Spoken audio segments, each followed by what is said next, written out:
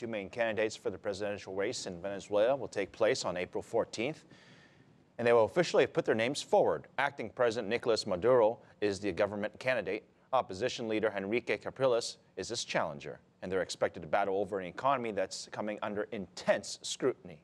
Stephen Gibbs has the story from Caracas. Yes, it does appear that whoever wins this election will have to deal with some pressing problems in the economy. Inflation running around 20%, oil productivity really way below its potential, and there's a shortage of goods in Caracas. But economists here say that none of this has really featured much in the discourse of the politicians over the last few weeks, and they say that is a mistake.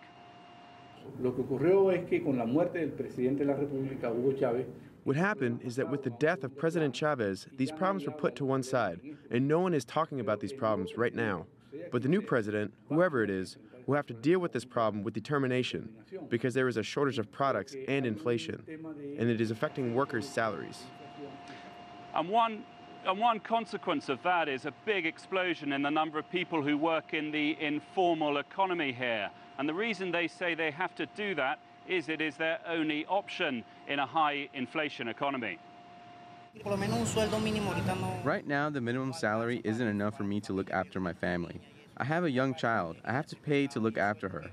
The basic salary in any regular business just isn't enough. So I moved into this business, and it gives me enough money for me to keep a home and look after my child. Now, the government says it does look at it, will be looking at salaries and hopes to increase them in line with inflation. But a lot of people here say none of this has really happened because there's been so many distractions in this country over the last few weeks and months. Phillip.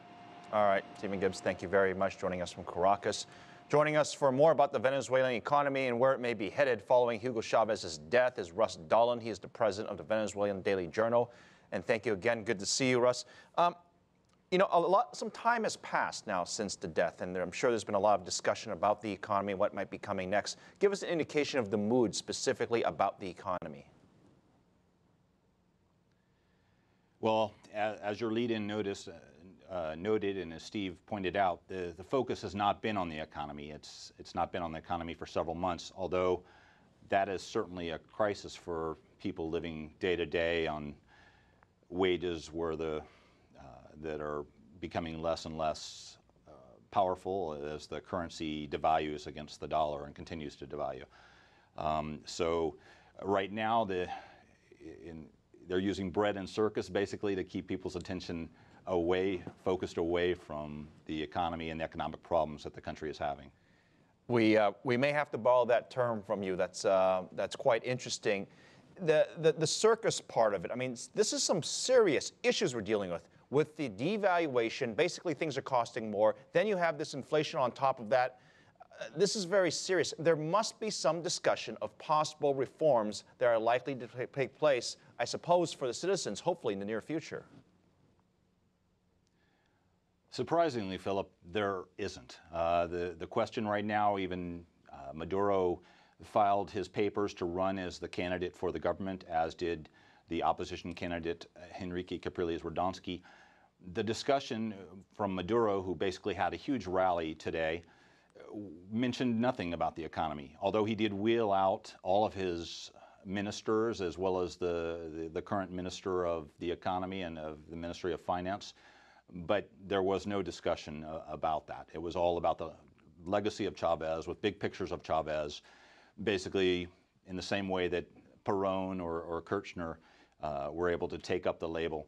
They're running under the mantle of Chavez because that's really... Russ, I mean, unfortunately, I'm listening to you and I don't sense much optimism here, and that has to be of concern for a lot of folks who are watching Venezuela very closely, looking for more movement, at least in a more positive direction. Give us your take of what really needs to be done here. Well, there needs to be a change in the legal environment in Venezuela, and to give people, one, a legal background to invest money, but two, a confidence in the country that they're going to follow those laws, and neither of those are on the table at the moment. Right now it's all about Chavez and his legacy.